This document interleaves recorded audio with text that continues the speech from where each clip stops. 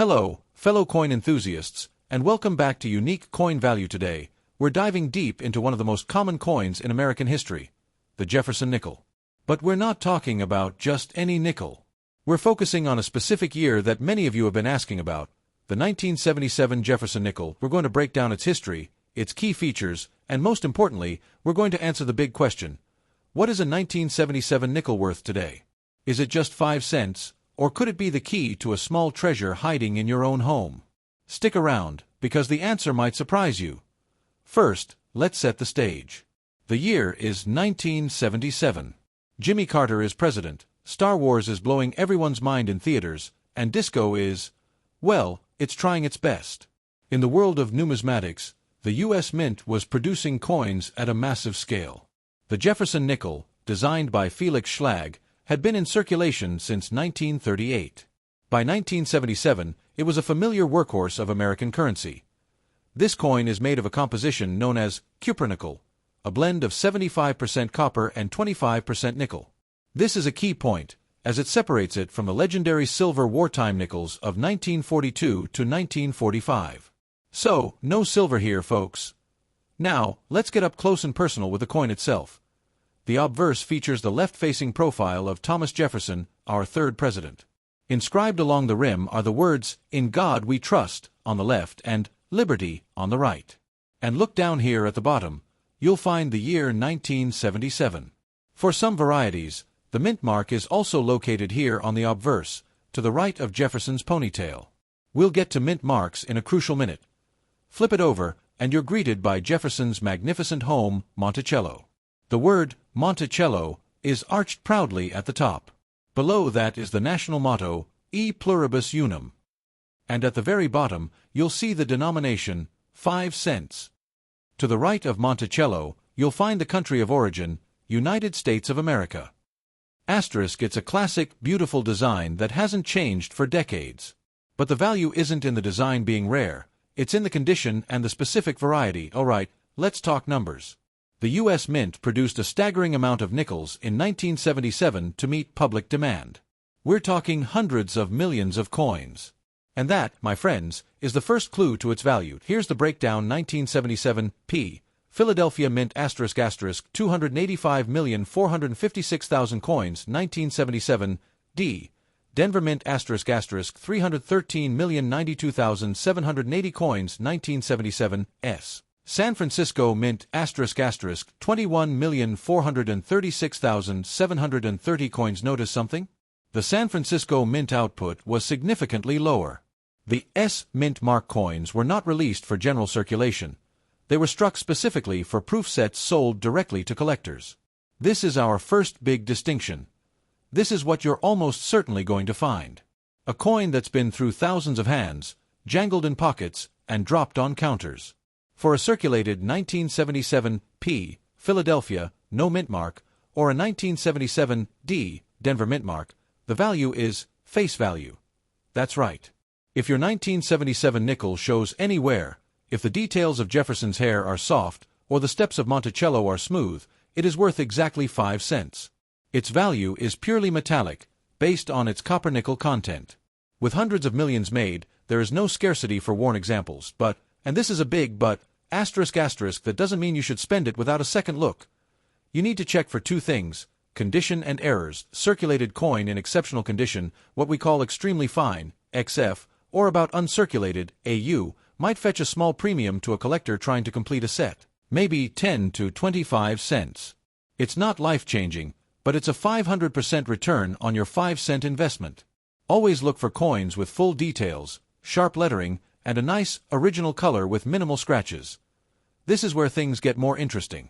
An uncirculated coin, one that never left the mint bag and has zero wear, has what we call original mint luster. It might have some bag marks from contact with other coins, but it is in pristine condition. 1977 P or 1977 D nickel in mint state, MS. Condition can be worth anywhere from 50 cents to $2 or more, depending on the grade.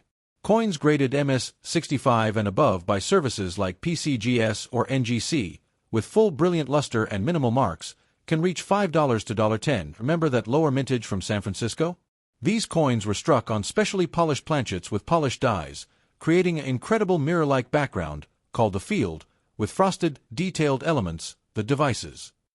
They were sold in sets to collectors. 1977 S-proof nickel is still relatively common, but its value is higher. You can expect to find them $4.1 to $3 in the typical proof condition.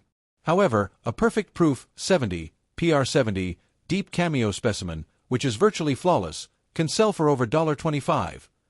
Now before you run to your coin jars, there's one more thing. The holy grail of any coin hunt errors. The 1977 nickel is known for a few striking errors. While rare, they are out there. Look for off-center strikes where the coin isn't struck perfectly in the collar. Double dies, especially on the obverse, where the lettering or date appears doubled. These can be worth significant money, from $50 to hundreds of dollars depending on the severity. Clipped planchets where a piece of the metal blank is missing from the edge. So, to summarize our treasure hunt worn 1977 P or D nickel. ** equals 5 cents. Spend it or save it for a collection. Shiny, uncirculated 1977 P or D nickel. ** equals maybe 50 cents to a few dollars. 1977 S-proof nickel. ** equals $1 to $3, or more if it's gem quality, a weird, misprinted, or error 1977 nickel. ** equals potential jackpot. Get it checked out. The 1977 Jefferson nickel is a fascinating piece of late 70s Americana. While it's not a rare coin that will let you retire early, the hunt for it is what numismatics is all about. It teaches us to appreciate the history in our hands and to always look a little closer. What did you find? Do you have a 1977 nickel collection? Any possible errors? Let me know in the comments below. I love reading your stories. It's not ancient history. It's not a rare silver coin. But that's exactly why this coin is so fascinating. In 1981, the U.S. Mint produced over 1.5 billion nickels **. With numbers that huge, could any of them possibly be valuable? Are there hidden errors, rare varieties, or just plain old coins that have survived in stunning condition that could be worth more than 5 cents? Stick around, because we're going to break down everything you need to know about the 1981 Jefferson nickel. Its history, its key features, the all-important mint marks, and of course, its circulated value. Let's get into it. To understand the 1981 nickel, we have to set the scene. The year is 1981. Ronald Reagan is president, MTV launches, and Raiders of the Lost Ark is blowing up the box office. In the world of coins, we're solidly in the modern era. The Jefferson nickel design, featuring our third president on the obverse and his home, Monticello, on the reverse, had been in circulation since 1938. The composition was standard, a copper-nickel-clad mix, meaning 75% copper and 25% nickel. No silver here, unless you find a special proof or error, which we'll discuss later. The U.S. Mint was focused on one thing: producing massive quantities of coins to meet the demands of a growing economy. This was a workhorse coin, destined for cash registers, piggy banks, and sidewalks across America. And the mints were busy. Philadelphia Mint, no mint mark ** 657, 504, 000. Denver Mint, D mint mark ** 364,801,843. San Francisco Mint, S mint mark ** 4,063,083, proof coins only. That's right. Over 1 billion coins between just Philadelphia and Denver. The San Francisco Mint, however, had a different role. It wasn't producing coins for circulation in 1981. Its entire output of nickels was dedicated to creating beautiful, mirror-like proof coins sold directly to collectors in sets. Oh, with that many coins made, the idea of finding a rare 1981 nickel seems crazy, right? Well, not so fast. Let's start with the reality check that most of you will experience. This is what a typical 1981 nickel looks like after 40-plus years in circulation. It's scratched, the details are worn smooth, the date might be weak. I know, it's not the exciting treasure hunt news you were hoping for. But hear me out.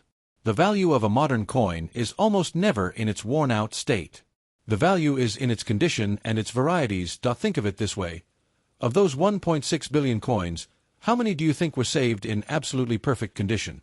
And how many might have left the mint with a mistake? That's where the fun begins. For any coin, but especially modern coins, condition is king. Numismatists use a grading scale from poor, P1, to perfect mint state, MS 70. For a circulated 1981 nickel, we're usually talking about grades from good, G4, to about uncirculated, -58 Australian dollars. But the real value starts when a coin is uncirculated or mint state, MS. This means it never saw the inside of a pocket or a vending machine. It was saved straight from the bankroll or mint set. Did you catch that? A seemingly ordinary 1981 nickel, if it's in absolutely pristine, gem quality condition, can be worth $100 or more. The price jumps exponentially because it's so incredibly difficult to find a coin from that massive mintage that has no bag marks, no hairlines, perfect luster, and full strikes. People hoarded rolls of these in 1981, but very few sat untouched in perfect conditions for decades. So, if you find a 1981 nickel that looks like it just left the mint yesterday, it might be worth taking a much closer look. Now, remember that San Francisco Mint? Their 4 million coins are a different story. These were proof coins, struck twice on specially polished planchets to create a stunning mirror-like background, called the fields, with frosted, detailed images, called the devices. These were never meant to circulate. They were sold directly to collectors. So, finding one in your change is extremely rare, but not impossible if someone broke open an old set. Cameo refers to the strong contrast between the mirror fields and the frosted devices. The stronger the contrast, the more desirable and valuable the coin. Okay, this is what you've been waiting for. The real potential jackpot for any modern coin, errors and varieties.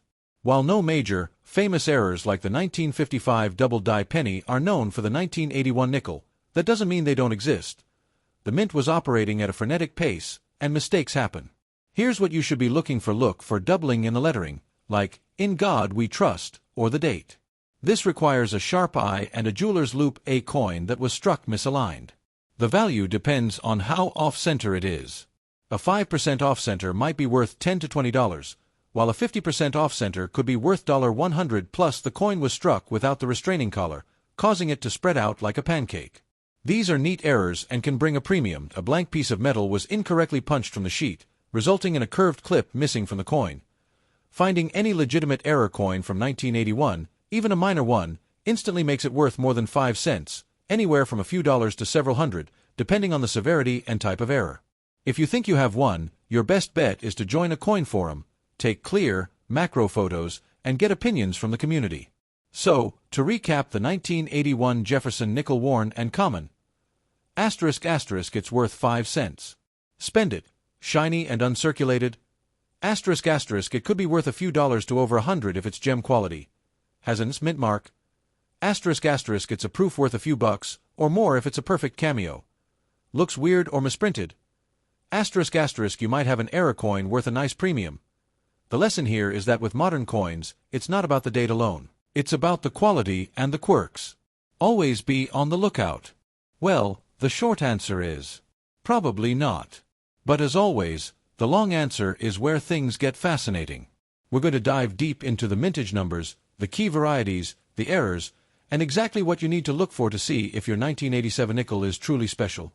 So, grab your coin jars and your magnifying glasses, because we're breaking down the 1987 Jefferson nickel. First, let's set the stage. The year is 1987. Whitney Houston is at the top of the charts, The Simpsons are shorts on the Tracy Ullman Show, and the U.S. Mint is churning out coins by the billions. The Jefferson nickel, designed by Felix Schlag, had been in production since 1938. By the 80s, it was a workhorse of American commerce, and 1987, nickels were minted at 2 facilities: the Philadelphia Mint, no mint mark, and the Denver Mint, with a D mint mark.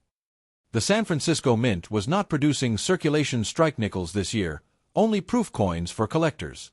So, you'll only find 2 types of 1,987 nickels in your change: the 1987 P and the 1987 D. And here's where we get to the first crucial piece of information. Mintage numbers. Let those numbers sink in. The Philadelphia Mint produced over 371 million nickels. The Denver Mint produced over 410 million. That's a combined total of nearly 782 million 1987 nickels. To put that in perspective, that's enough nickels to fill, well, a lot of jars like this one. The point is, these coins are incredibly common. They were made in massive quantities and spent decades circulating in pockets and cash registers across America. So, the vast, and I mean vast majority of 1,987 nickels you find are worth exactly one thing: 5 cents. But don't click away just yet. Because value in coin collecting is never just about mintage. It's about condition and it's about errors. And that's where a common coin can become an uncommon find. For any modern coin, its value is almost entirely dependent on its state of preservation. A coin that's been rattling around in a car cup holder for 30 years is going to be worth face value. A coin that was saved in a roll the day it was minted might be worth a small premium. Let's break it down by grade. For this, we'll use the standard Sheldon grading scale from good, G4, to mint state, MS, 65 and above. Worn from use. You can see a date and most details, but it's seen better days. Value, 5 to 10 cents. It's literally worth its weight in nickel. This coin has very little wear, maybe just on the highest points of Jefferson's cheek and the building steps. It still has its original luster. Value, 25 cents to $1. A brand new coin, but it might have bag marks, scratches, or a weak strike. Value, $1 to $3. This is where we start to see a real premium. A sharply struck coin with great luster and only minor, unnoticeable marks. Value, $5 to $1.10. Superb quality. Full, brilliant luster, a fantastic strike, and virtually flawless surfaces. These are coins that have been protected since the day they were made. Value, $15 to $1.30 plus, with top-tier examples grading MS 67 selling for over $100. The difference is night and day, right? So if you have a 1987 nickel that looks like it just came from the bank, it might be worth putting in a flip and getting graded. But for every one of those, there are a million worn ones. Okay, this is what you've been waiting for. While the regular 1987 nickels are common, the mint is not a perfect machine. Errors happen. And error collectors are a passionate bunch who will pay good money for these mistakes. This is the holy grail for this year. A double die occurs when the hub imprints the design onto the working die misaligned, creating a doubling effect on all coins struck by that die. For 1987, there is a known, though not extremely dramatic, doubled die. Look for doubling in the inscriptions like, "In God We Trust," and "Liberty." You'll need a magnifying glass or a microscope to see it clearly. A genuine 1987 DDO in uncirculated condition can be worth $50 to $150 depending on the strength of the doubling and the grade. This is the number one thing to check for. This happens when the planchet isn't seated correctly in the collar and the coin is struck off-center. The value depends on how dramatic the off-center is. A 5% off-center might be worth $10 to $20. A 50% off-center could be worth $100 or more. The coin is struck without the collar die, so the metal flows outward freely, creating a coin that is larger in diameter than normal and has no rim. These can fetch $20 to $40. When the sheet of metal that blanks are punched from overlaps a previous hole, you get a curved clip on the coin. A small clip might add $5 to $10, while a large dramatic clip can be worth more. Remember, for errors, the more dramatic the mistake, the more valuable the coin typically is. Oh, let's do a quick recap. You've scoured your collection and found a 1987 nickel. What's your next step? Check the mint mark. Is it AP or AD? Doesn't really matter, both are common. Check the condition. Is it absolutely pristine with no wear and fantastic luster? If yes, it might be worth a few dollars to the right buyer. Get out your loupe and check for errors. Look for doubling, look for off-center strikes, look for anything unusual. The reality is that 99.9% of you watching will have a coin worth 5 cents. But it's that 0.1% chance, that thrill of the hunt, that makes coin collecting so exciting. You never know if that next roll of nickels from the bank contains a dramatic error or a perfect gem. But not just any nickel. We're talking about the 2002 Jefferson nickel. On the surface, it seems like just another 5-cent piece. But for sharp-eyed collectors, the 2002 issue holds some fascinating secrets, major mint errors, and a couple of key varieties that can turn that common coin into a potential mini windfall. So, before you spend another nickel, stick around because you're going to want to check your change. To understand why the 2002 nickel is special, we need a quick history lesson. 2002 was the first year of the Westward Journey nickel series. This was a multi-year program to commemorate the bicentennial of the Lewis and Clark expedition. The U.S. Mint decided to issue 2 different reverse, tail side, designs in 2002, and then more in 2003 and 2004, before returning to the familiar Monticello design in 2006. The 2 designs for 2002 were the peace medal design, which is a handshake offering a peace medal to a Native American chief. This symbolizes the diplomacy of the expedition. This simple fact, that there are 2 completely different designs for a single year, already makes 2002 more interesting for collectors than most modern nickel years. So, let's get to the big question. What is a circulated 2002 nickel worth? If you have a standard 2002 nickel from either the Philadelphia, no mint mark, or Denver, D mint mark mint, in typical worn, circulated condition, it's worth 5 cents. Its face value. Now, I know that's not the exciting answer you were hoping for, but bear with me. The value for most collectors isn't in the common coins, but in the condition and the errors. For a standard nickel to have any significant premium in circulated condition, it needs to be in absolutely pristine, gem uncirculated condition. We're talking no bag marks, no scratches, full original luster. And even then, you might be looking at a coin worth 25 to 50 cents. Not life-changing, but still 5 to 10 times its face value. This is where it gets good. Let's talk about the most famous variety of the 2002 nickel, the so-called speared bison, or the Extra E variety. But its proper name is the America Legend variety. This error is found only on the 2002 piece metal reverse design, normal coin. The word America is clearly and evenly stamped. However, on a small number of dies, a major blunder occurred. A die break, or a gouge, happened right through the word America, making it look like an extra vertical bar is attached to the letter E. This makes the E look like an F, and the A at the end can also appear distorted. This is a dramatic and highly sought-after error. How much is it worth? In circulated condition, even a worn example of this error can easily bring $10 to $25 depending on how sharp the gouge is and the overall state of the coin. If you find one in uncirculated condition, you're looking at $50 to $100 or more. This is the #1 error to look for on your 2002 nickels. The 2002 nickels, for whatever reason, seem to be prone to dramatic die breaks and cracks. Beyond the speared bison, you should also look for these are thick, raised lines across the coin surface, caused by a cracked die. Look for cracks that run through Jefferson's portrait or across the building on the reverse. A significant die crack can add a $5 to $20 premium. This is a fantastic error where a piece of the die actually breaks off entirely. This results in a blob of metal missing from the design edge and a corresponding blob of raised, featureless metal on the coin itself. A well-defined cut error on a 2002 nickel can be worth $20 to $50 to an error collector. Now, let's step away from circulation finds and talk about what the Mint intentionally made special. The San Francisco Mint, S mint mark, produced proof coins for collectors. The standard 2002 S proof nickel is a beautiful, mirror-like coin and is worth about $2 to $4. However, in 2002, the Mint also released a special silver proof set.